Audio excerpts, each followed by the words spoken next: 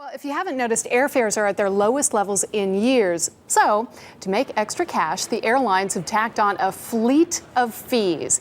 And they raked in $1 billion last year with those fees.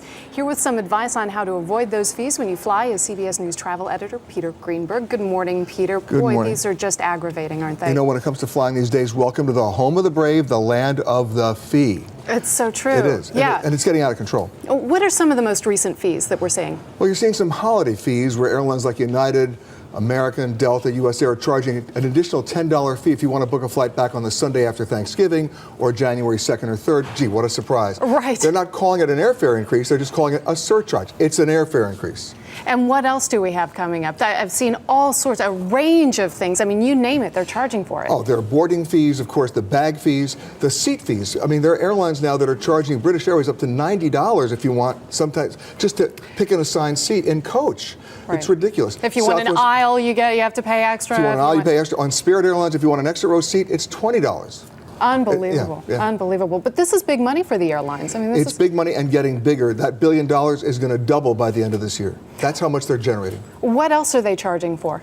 Well, let's talk about the pet fees. Let's talk about the early boarding fee on Southwest, unaccompanied minors. Here's a situation where if you want to send your child under the age of 12, the airlines are charging up to $100, not per flight, but per segment. So if you have a connecting flight, that's another $400 to fly your kid. That's outrageous. And these baggage fees are really going through the roof. I mean, it seems like every time you turn around, there's another airline charging more for checking your bags. Well, it's turned into a literal fee-for-all. United Airlines is doing one now. If you want to spend $249 for the year, they'll let you check your bags for free. No, it's $249. Right. And I've noticed, I mean, I travel a lot, and I've noticed that now when I'm going in, the airlines are asking me to see whether or not my carry-on luggage will fit in their little experimental case there. And the reason why they're doing it, now nobody's watching the show, right? We can share the secret here. Yeah. A lot of smart travelers are getting through security with bags that they would otherwise check, because when they get to the gate, the airline says, oh, we'll have to gate check that, but they don't charge them at the gate. So this is a little secret to get around the fees. Not anymore. Start using that. Exactly. Then. So how else do we get around some of these fees? Well, let's start with the bag. Yeah, let's start with the bag fees. First of all, pack less, but do what I do. I haven't checked a bag domestically in over 8 years. I courier my bags, and let's face it, Thanksgiving is not a news bulletin. It's on a Thursday. We know this.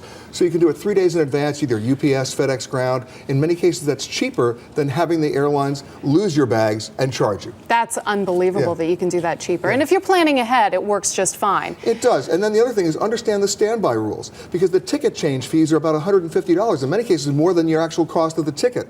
So if you can fly standby on the same day, go out earlier or go later on the same day, you can avoid the change fees. So then you have to take the chance of going in and possibly not making the flight, which is one of the reasons why you fly the earliest flight of the day.